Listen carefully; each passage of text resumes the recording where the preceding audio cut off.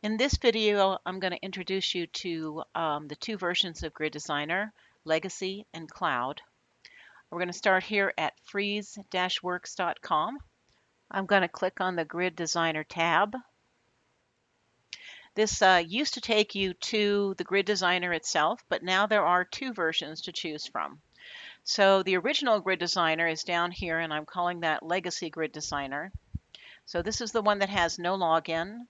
It works just like the one that you're used to using if you were using the Grid Designer. It stores your projects in browser storage, which is on your particular device that you're using and in the browser that you're using. So if you want to continue using that one, you simply click here for the Legacy Grid Designer, and that will come up. We have now terms of use and privacy policy. These can be, you click on here and they should come up in another tab, terms of use. Take a look at that. Take a look at the privacy policy. And when you're sure you're good with those, go ahead and click on this checkbox here, and then you can continue using the Grid Designer. All of your data should be in here. Anything that you had before should be a project that should be sitting here in Grid Designer Legacy. Okay, so yeah, and this works just pretty much, it's pretty much the same editor that it was. It just got moved to a little different spot. And it should work pretty much the same way it always has. All right, now, if you're ready to move to the cloud, then let's go back and we'll close these. Okay, if you're ready to go to the cloud, then the cloud is over here on the right side. Now the cloud is going to store your project data in a different way. So it's going to store it in the cloud, which is basically in a database on a server that I manage. And so instead of being stored on the device that you own inside of your browser, if you're working with cloud, it's now going to be stored in a database in the cloud. Okay, and what this does is it allows you to be able to move from device to device to device. So for instance, I have an iPad and a desktop computer.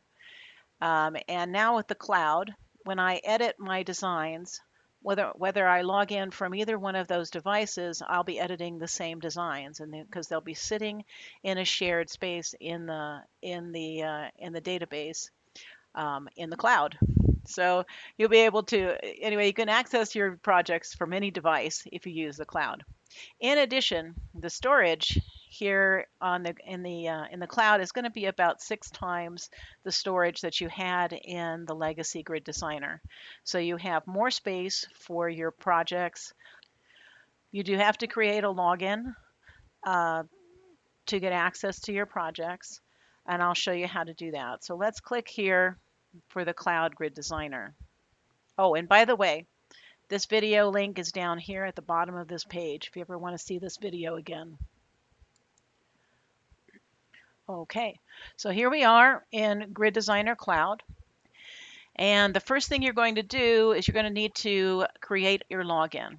If you're just logging into the system, you would click on this link also. So click here to log in or sign up. So this is the place you want to go. If you have a login already, you'd simply type in your email address and your password. But here we're going to go through the new user sign up process. So we're going to say new user, click here to sign up.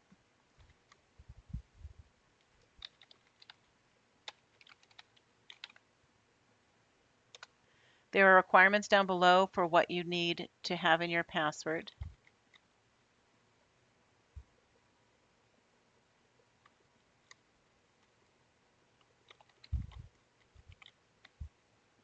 And then you need to enter that password again down here.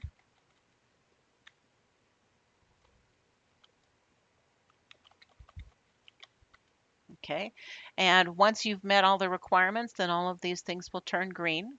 You can also click on the little eye over here if you want to be able to see your password while you're typing it in. Again, just like in the legacy version that I've just shown you, there are terms of use and privacy policy, and you have to accept those in order to use the Grid Designer. And then you can say sign up. Okay. Now an email will be sent to the email address that you entered, and you have to then go to wherever you need to go to look at that email. In that email will be a 6-number code that you're going to put into this verification code space. Okay. You have 15 minutes to do this. If you run out, if it expires or whatever, you can send another email and that starts the clock again. Okay, I've gone and retrieved the number from my email, so I just put that in there and then you click verify. Okay, so we just enter our email and then we need to put in our password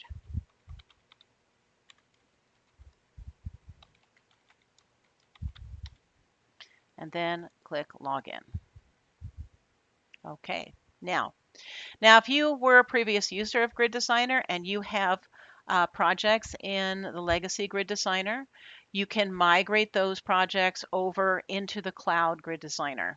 Okay, you can just say yes, which will take. What I'm going to do here in just a second to take you through the migration process, or you can say not now, in which case it'll just go ahead and let you edit whatever you want to do.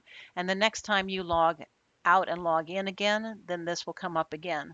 If you don't ever want to see this again, you can say not ever. And you can just keep those two versions completely separate. The data for one will stay in the other in one in legacy. The legacy data will stay in legacy and cloud data will stay in cloud. If you want to say not ever. Okay, so I'm going to just say yes.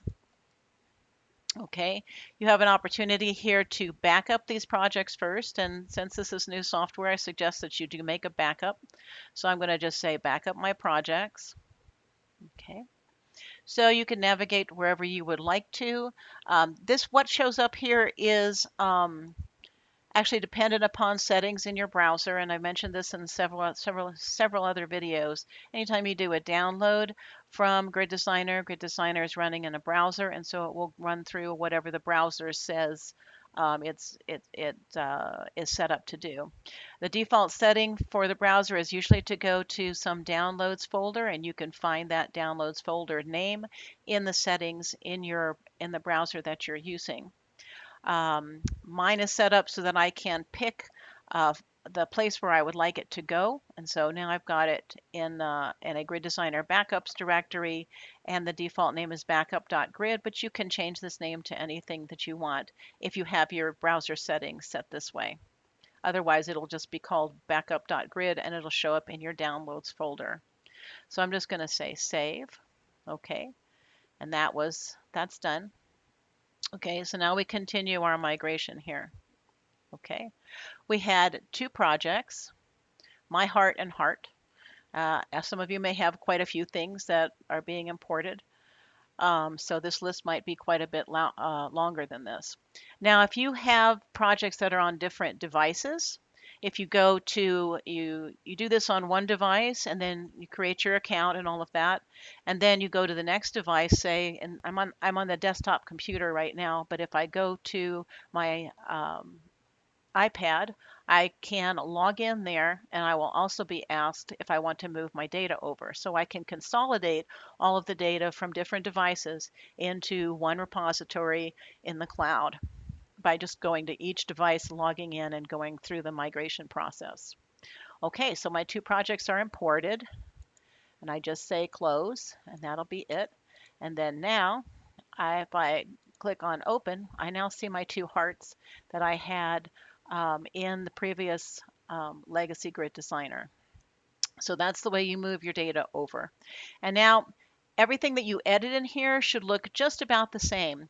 The user interface and the way the buttons are laid out and all of that stuff, it's all about the same. And the only things that have changed are the things that are down underneath the program, the things that decide where to save the data. Also, one thing you'll notice is you have now a user menu over here on the right side. You can use this to log out. And there's also a user settings area.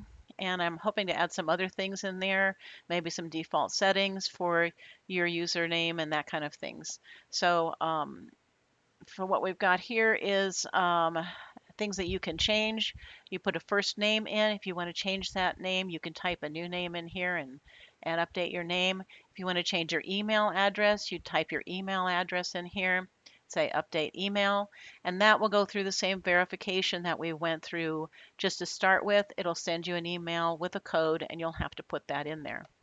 Now, if you want to change your password, you have to log out and then click on the link that says click here to reset your password. That's on the outside of the system. So if we log out like this,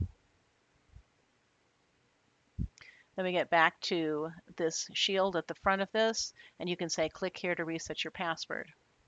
If you want to go back over to the other grid designer, you can click here.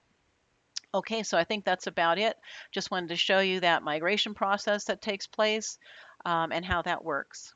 Now that backup that you made, that backup can be used to either enter data into the Cloud Grid Designer or the Legacy Grid Designer. They're using the same format in terms of that backup file. And that backup file is the same thing that's created from the project export menu.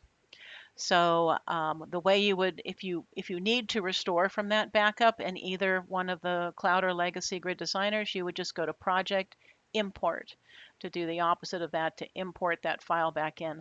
Pick that file, select everything, and it will pull all that stuff from the file back into your system. Okay, thank you very much for watching. Bye-bye.